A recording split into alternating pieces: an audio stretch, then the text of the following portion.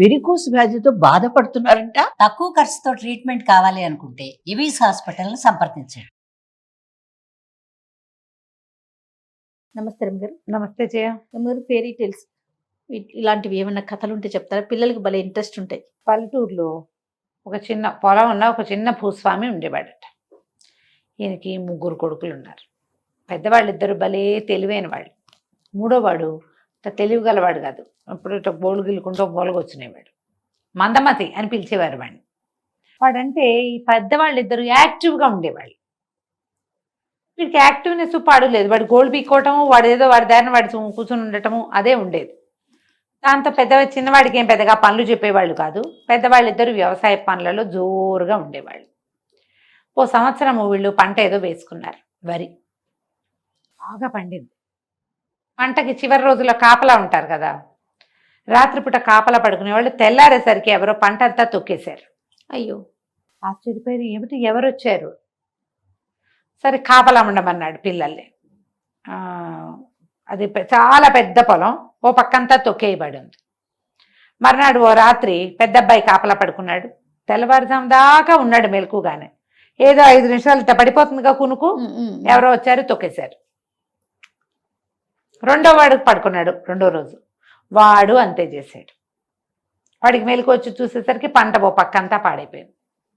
మూడో రోజున నాన్న అన్నాడు, మందమంది నాకు గోళ్ళు గిల్లుకుంటూ మూల కూర్చుంటాం, వాళ్ళిద్దరికి తెల్లవారులు నిద్రలు లేవు, మరి వాళ్ళు నువ్వు కాపలా ఉండు, ఇక్కడ కూర్చుని చేసే పని ఉంది వెదవా అని తిట్టే. మందమతి సరేనని వాడు కాపలా ఉన్నాడు. వాడు ఏం చేశాడు, చెట్ల కొమ్మలు 5-6 విరిచి ఓ చోట పడేసి దాని మీద ఒక తువ్వాలు కప్పుకు పడుకున్నాడు. ఆ కొమ్మలు గుచ్చుకుంటూ ఉండేసరికి వాడికి నిద్ర పట్టల. అన్నయ్య వాళ్ళు ఏం చేశారు, కంబళ్ళు వేసుకున్నారు పక్కలు. తెలివిగా కంబళ్ళు వేసుకుంటే హాయిగా ఉంటుంది. హాయి వల్ల నిద్ర వచ్చింది. వీడికి హాయి లేదు, తెలియదు వాడికి హాయి ఏమిటో. దాంతో మెలకుగానే ఉన్నాడు. తెల్లవారుజాము 4 బాబు అయ్యేసరికి ఒక తెల్లటి ఎత్తైన గుర్రం వచ్చి పొలంలో దిగింది. వీళ్ళు మెలకుగానే ఉన్నాడు. వీడు చూసి ఆశ్చర్యపడి, అవురా 3 రోజుల నుంచి మా పొలం తొక్కేస్తుంది నువ్వేనా, నీ సంగతి చెప్తాను ఉండని ఏం చేశాడు, తువ్వాలు చెత్తపుచ్చుకొని వెనకపాటుగా వెళ్ళి ఆ గుర్రం మీద తువ్వాలేసి గట్టిగా పట్టేసుకున్నాడు. గుర్రం విదిలిచ్చుకుంది, అయినా వీడు వదల్లా. తువ్వాలు జారిపోయింది. కానీ వీడేం చేశాడు, ఆ తువ్వాలతో పాటు వచ్చి తోక వాడి చేతికి వచ్చింది, తోక పుచ్చేసుకున్నాడు. ఆ గుర్రం విదిలిచ్చింది. ఎంత విదిలిచ్చినా సరే వాడు వదల్లా. వాడు మొండిపట్టువాడు కదా, మొద్దు. అదేం చేసింది, ఒక్క ఎగిరి ఆకాశంలోకి ఎగిరిపోయి 3 సముద్రాల అవతల దిగింది ఇతనితో సహా. వాడు మరి తోక పుచ్చుకుని ఉన్నాడు, తోకతో పాటు వెళ్ళిపోయాడు.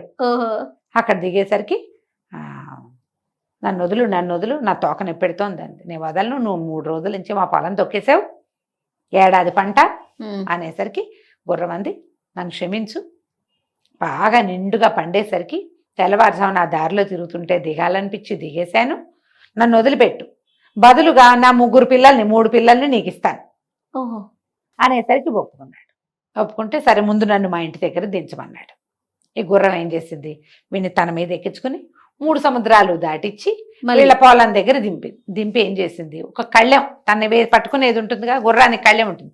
కళ్ళెం నేను పిల్లల్ని తెచ్చిచ్చేదాకా న్యాసంగా, అంటే ఏమంటారు, బార్టర్ సిస్టమ్, నా కళ్యాణ్ని నీ దగ్గర ఉంచుకో అని చెప్పి కళ్యాణ్ని వీడికి అప్పచెప్పింది.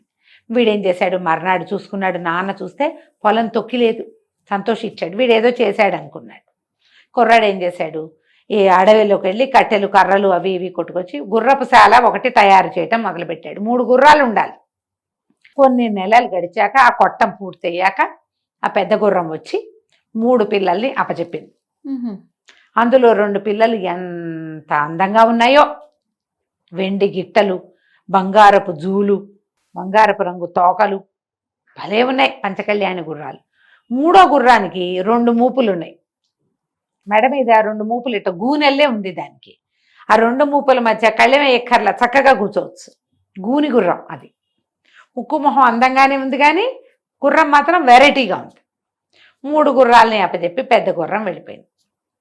ఈ 3 గుర్రాలు అందరూ ఆశ్చర్యపోయారు, ఎంత బాగున్నాయి అనుకున్నారు. ఆ గుర్రాల సందడితోటే సరిపోయేది వాడికి. ఆ చిన్న గుర్రం అంటే మహాముద్దు, ఆ గూని గుర్రం అంటే చాలా ప్రేమ. దాంతో బాగా కబుర్లు చెప్పేవాడు, అది కూడా అన్నీ వింటున్నట్టుండేది, మాట్లాడుతూ ఉండేది వాడితో. అయితే ఈ అన్నయ్యలకి ఒళ్ళు మండిపోయింది.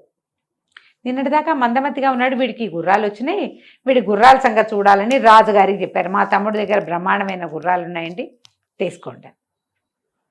రాజుగారు వచ్చి గుర్రాలు చూసి గుర్రాల వెల అంతా మాకు ఇవ్వమని అడిగాడు. అడిగితే వెల నాకు తెలియదండి, మీకు తోచింది ఇవ్వండి అన్నాడు మందమతి. అనేసరికి ఆ గుర్రపు శాల వాడిని కేకేశారు. వాడు వచ్చి చూసి, అయ్యో బాబు ఇవేం గుర్రాలండి, దేవతా గుర్రాల్లా ఉన్నాయి, వీటిని చిన్నప్పటి నుంచి కాసిన వాడెవడో వాడితో కాయించుకోండి, నా మీద ఈ పని పెట్టద్దు, నేను మామూలు గుర్రాలను సేవిస్తా, ఈ గుర్రాల సేవ నా వల్ల కాదు అనేసరికి రాజుగారు అన్నాడు, ఏరా అబ్బాయి నువ్వే ఉంటావా మా దగ్గర అనగానే వాడికి సంతోషంగా ఉంది. గుర్రాలతో ఉండటమే ఇష్టం వాడికి. మీరు గనక నన్ను కూడా వీటితో ఉంచుకుంటారంటే నాకు ₹1 ఇవ్వద్దు, నాకు ఉండటానికి ప్రబంధం ఇవ్వండి చాలు, 3 గుర్రాలని నేను చూసుకుంటాను అన్నాడు. రాజుగారి గుర్రపశాలలో ఒక ప్రత్యేక కొట్టం ఈ 3 గుర్రాలకి ఇచ్చారు. ఆ కొట్టాన్ని ఆనుకున్న ఒక ఇల్లు ఈ కుర్రాడికి ఇచ్చారు. శుభ్రంగా రాచరికపు భోజనం చేస్తూ గుర్రాల్ని మాలిష్ చేసుకుంటూ వాటితో కబుర్లాడుకుంటూ హాయిగా ఇక్కడే ఉండటం మొదలుపెట్టాడు. కొన్ని రోజులు అయ్యాక ఈ రాజుగారికి చెప్పారు ఎవరో, ఈ మన సముద్ర రాజుగారి కూతురు భలే అందగత్తె, అలాంటి అమ్మాయిని పెళ్లి చేసుకోలేని వాడి జీవితం వృధా. అయితే ఈ సముద్రపు రాజకుమార్తెలని సాధించాలంటే అపురూపమైన విషయాన్ని సాధించిన వాళ్ళు ఎవరైనా చేయగలుగుతారు, అందరికీ కాదు, అందరి వల్ల కాదు. సరే రాజుగారి మందమతిని పిలిచాడు. ఏరా అబ్బాయి ఇలాంటి అద్భుతమైన గుర్రాలను సాధించావు, నువ్వు సముద్రపు రాజకుమార్తెను సాధించి పెట్టు, నేను పెళ్లి చేసుకుంటా అనగానే వాడు తెల్లబడి, నాకేం తెలుసండి, నాకు తెలీదు అంటే రాజు ఒప్పుకోవాలి, నాకు అవంతా తెలియవు, నువ్వు గనక ఆ సముద్రపు రాజకుమార్తెను తేకపోతే నిన్ను ఈ గుర్రాలతో పాటు ఇక్కడ ఉండనివ్వవు, ఇక నేను పంపించేస్తా అనగానే పిల్లాడు ఆలోచించి పోయి గూని గుర్రంతో చెప్పుకున్నాడు. దాన్ని మెడపుచ్చుకొని వేళ్లాడుతూ, ఏమిటో సముద్రపు రాజకుమార్తెట, ఆవిడని తేపోతే నన్ను పంపేస్తానంటున్నాడు, మీరు లేకుండా నేను ఎట్లా బతుకుతానో నాకు తోచట్లేదు అంటే గుర్రం అంది, నువ్వేం కంగారు పడకు, నేను తీసుకెళ్తా, నువ్వేం చేస్తా అంటే రాజుగారి దగ్గరికి వెళ్ళి సముద్రపు రాజకుమార్తెకి ఇవ్వడానికి అద్భుతమైన పలహారాలు చేయించమను, మంచి మంచి టిఫిన్లు, స్వీట్స్, స్నాక్స్ చేయించమను అంటే సరేనన్నాడు. పోయాడు రాజుగారి దగ్గరికి. మీరు ఏమైనా అద్భుతమైన తిండి పదార్థాలు చేయిస్తే మన ఊళ్ళో స్పెషల్స్ నేను రాజకుమార్తెను తెస్తానన్నాడు. రాజు ఒప్పుకుని బోల్డని మధురమైన పదార్థాలు చేయించి అన్ని బాక్సుల్లో పెట్టి వీడికి అప్పచెప్పాడు. గూనిగుర్రం ఉంది, నువ్వు నా మీద ఎక్కువ, నేను తీసుకెళ్తానని. ఆ గూనిగుర్రం మీద జీను కూడా అక్కర్లా, దానికి వీపు మీద 2 మోపులు ఉన్నాయి కాబట్టి మధ్యలో కూర్చోవచ్చు. ఆ మూపుల మధ్య కూర్చోబెట్టుకుని ఈ పలహారాల బ్యాగు, ఆ తర్వాత ఏమో ఒక గుడారం వేయడానికి సరిపడా కొన్ని పదార్థాల సామాన్లు మోసుకుని తీసుకుపోయారు. ఆ గుర్రం ఏం చేసినట్టు 3 సముద్రాలు దాటిచ్చి 4వ సముద్రం దగ్గర దింపింది. వీడేం చేశాడు, తను తెచ్చిన సామాన్లతోటి ఒక చక్కటి గుడారం లాంటిది వేసి స్వీట్లు ఇచ్చాడుగా రాజుగారు, అవన్నీ పరిచిపెట్టాడు. కుర్రాడు గుర్రము ఒక మూల దాక్కున్నారు. సాయంకాలం అయ్యేసరికి చక్కగా అలలు నిదానంగా వీచడం మొదలుపెట్టినాయి. ఆ మూలంతా గాలేస్తోంది.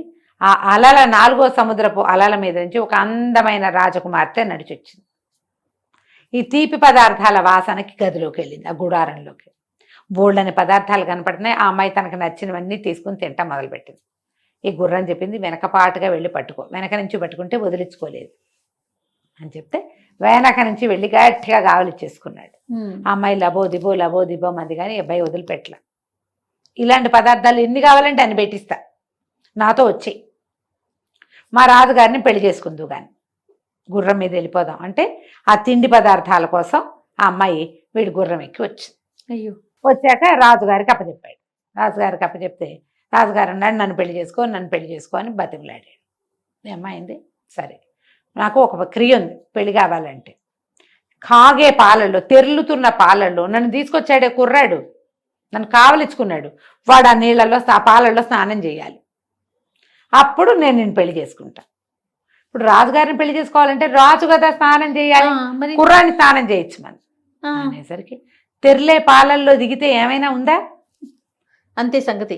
అయితే వీడు మళ్ళీ పోయి గూని గుర్రానికి చెప్పాడు, తెర్లే పాలల్లో స్నానం చేయాలట, నేను చచ్చిపోతానని లేదు రాజుకి, ఆ పిల్లని పెళ్లి చేసుకోవడం కోసం నన్ను ఎక్కమంటున్నాడు, ఆ నీళ్ళ పాలలో దిగమంటున్నాడు అనేసరికి గుర్రం మీద నువ్వేం భయపడకు, నన్ను కూడా తీసుకెళ్ళి అక్కడ నుంచోబెట్టు అంతే.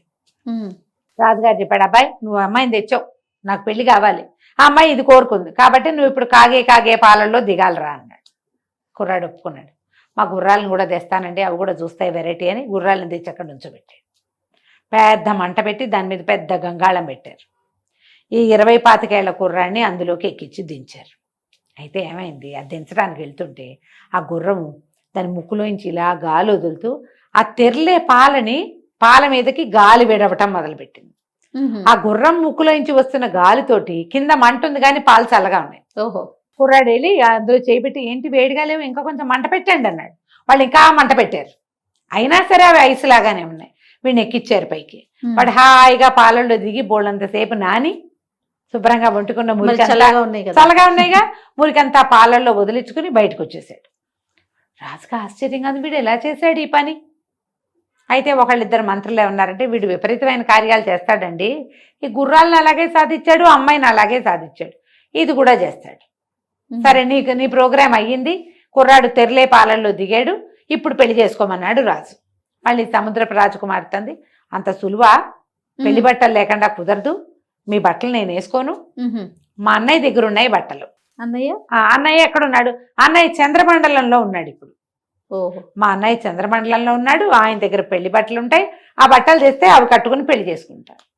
మళ్ళీ రాజుగారు మందమతిని పిలిచారు. చంద్రమండలంలో సముద్రపు రాజకుమార్తె వాళ్ళ అన్నయ్య ఉన్నాడు, సముద్రపు రాజకుమారుడు, పెళ్లి బట్టలు ఉన్నాయి పట్టుకురా. కుర్రాడు మళ్ళీ గుర్రం దగ్గర పెరిగెత్తాడు. ఏమిటో వాళ్ళు ఇలా అంటున్నారంటే, ఏం పర్వాలేదు, నువ్వు ఎక్కువ, నేను తీసుకెళ్తాను. పౌర్ణమి నాటి సాయంకాలం ఆ గుర్రం చంద్రమండలానికి తీసుకుపోయింది. అక్కడ సముద్రపు రాజకుమార్తె అన్న ఎవరో వెతుక్కుని ఆయన దగ్గర నుంచి పెళ్లి బట్టలు తెచ్చుకున్నారు. పెళ్లి బట్టలన్నీ కింద గుచ్చుకొచ్చారు. ఆ అమ్మాయి చక్కగా బట్టలు ధరించి అందరూ ఓహో అన్నారు, ఎంత బాగుందో, ఎంతో బాగుంది, పద పద పట్టు పట్టు పెళ్ళి అన్నాడు రాజుగారు. అనేసరికల్లా అమ్మాయింది, అలాగే మరి ఇప్పుడు నేను మంచి బట్టలు కట్టుకున్నాను, నువ్వు కట్టుకో ఆ బట్టలు, మరి ముందు నువ్వు స్నానం చేయి, తెరలే పాలల్లో స్నానం చేస్తే పెళ్లి చేసుకుంటాను నేను రాజుని అనేసరికి రాజుకి భయం వేసింది. కానీ వాడు చేశాడుగా, నేను కూడా చేస్తాను అనుకున్నాడు. సరే చేస్తానన్నాడు. అన్నాక పెద్ద గంగాళం పెట్టి దాని కింద మంట పెట్టి దాని నిండా గంగాళం నిండా పాలు పోసారు. మిగిలిన వాళ్ళందరూ సముద్రపు రాజకుమార్తెతో సహా చూస్తుండగా రాజుగారు ఒక నిచ్చెన వేసుకుని తెరలే పాలల్లో దిగేశాడు. అయ్యో. ఇప్పుడు కుర్రాడికి మందమతికేమో గుర్రం సహాయం ఉంది, రాజుకి పైగా ఏ ట్రిక్ తోటి మందమతి ఈ పని చేశాడో ఆయన అడగల, దిగేశాడు అంతే. దిగంగానే కైంకర్యం కైవల్యం ఒకసారే వచ్చాయి. రాజు మళ్ళీ బయటికి రాల, మొత్తం ఉడికిపోయి అయిపోయాడు. సముద్రపు రాజకుమార్తె అంది, ఎవడు తెరలే పాలల్లో దిగి బయటకు వచ్చాడో వాడితోటే నా పెళ్ళి, నేను భూమి మీదకి వచ్చా కాబట్టి నేను వీడిని పెళ్లి చేసుకుంటానంది. ఈ రాజ్యంలో ఉన్న వాళ్ళంతా ఆశ్చర్యపోయారు. రాజుగారి మరణానికి కారకుడు ఎవడిప్పుడు ఇక్కడ, ముందు తెరలే పాలల్లో దిగి రాజుకి దారి చూపించిన వాడు మందమతిని రాజుని చేస్తామన్నారు. ఈ అమ్మాయి మందమతిని నేను పెళ్లి చేసుకుంటానని. ఆ పిల్ల తర్వాత చెప్పింది, నన్ను ఎవరు కౌగిలించుకున్నారో వాడిని పెళ్లి చేసుకోవాలి కానీ వేరే వాడిని నేను ఎందుకు చేసుకుంటాను, అందుకే ఈ సూక్ష్మం పెట్టానని చెప్పింది. చక్కగా మందమతి సముద్రపు రాజకుమార్తె పెళ్లి చేసుకున్నారు. చాలా సంవత్సరాలు ఆ అమ్మాయి ఇక్కడే ఉండిపోయింది, సంతానాన్ని కూడా కన్నది.